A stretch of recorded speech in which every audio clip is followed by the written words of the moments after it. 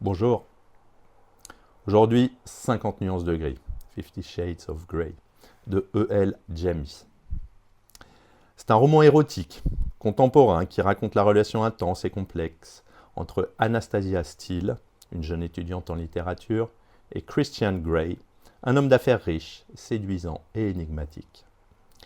Le récit est narré à la première personne par Anastasia, ce qui plonge le lecteur dans ses pensées, ses émotions et ses hésitations.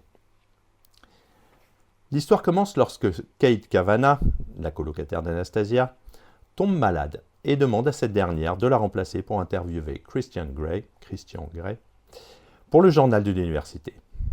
Dès leur première rencontre, Anastasia est troublée par l'assurance, la beauté et la froideur de Christian.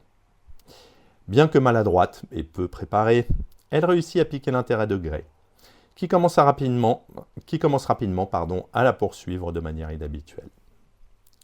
Peu de temps après, Christian apparaît dans la vie d'Anna, lui offrant des livres rares et s'intéressant à elle de manière intense mais contrôlée. Lorsqu'Anastasia tente de comprendre ce qu'il veut d'elle, il lui révèle progressivement qu'il n'est pas intéressé par une relation romantique traditionnelle. Il est adepte des relations BDSM, sadomasochiste, et souhaite qu'elle devienne sa soumise, dans un contrat définissant les limites de leur interaction, tant sur le plan physique qu'émotionnel. Christian initie Anna à son univers, une pièce rouge entièrement dédiée à ses pratiques sexuelles, des règles strictes et une dynamique de domination-soumission. Malgré ses réticences, Anna est à la fois fascinée, excitée et bouleversée par cette relation. D'autant plus que Christian lui révèle qu'il n'a jamais été dans une relation romantique conventionnelle.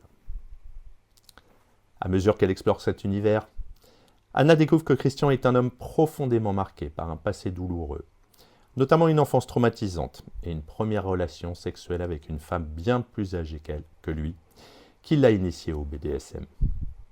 Ce passé explique en partie son besoin de contrôle absolu. Cependant, Anna souhaite davantage.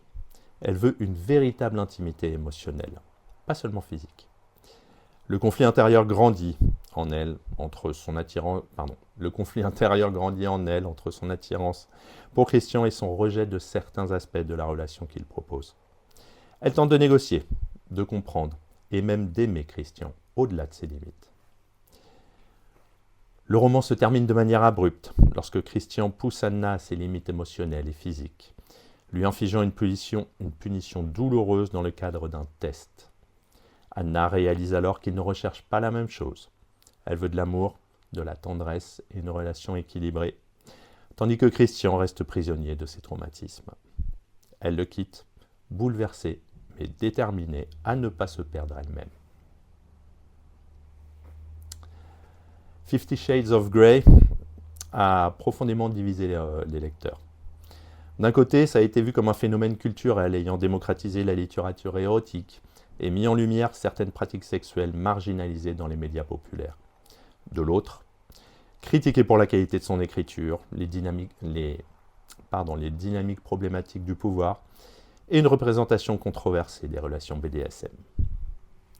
Les thèmes principaux sont donc le pouvoir et le contrôle, l'initiation, le traumatisme et la réparation, et enfin la soumission consentie contre la manipulation émotionnelle. J'ai eu du mal. Bon, on a bien compris, il y a plusieurs personnages, mais je vais tout de suite passer à la conclusion, puisque je pense que bon nombre d'entre vous ont dû au moins voir le film. Donc c'est une histoire en fait d'initiation, d'exploration des frontières du désir, et surtout une réflexion, volontaire ou non, sur les zones d'ombre des relations humaines. Le livre doit une grande partie de son succès à sa capacité à répondre à un fantasme puissant, celui d'une romance où une femme ordinaire transforme un homme brisé par la force de son amour. Ce schéma, bien que très populaire dans la fiction romantique, pose ici des questions dérangeantes. Jusqu'où faut-il aller pour sauver quelqu'un ? À quel moment le désir devient-il aliénation ?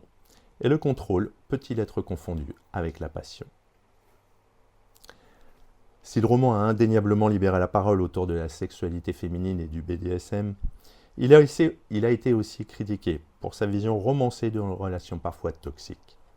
Pourtant, La décision d'Anna de quitter Christian, refuser une relation qui la fait souffrir malgré l'amour qu'elle lui porte, envoie un message fort. Aimer ne doit pas signifier s'oublier. À bientôt.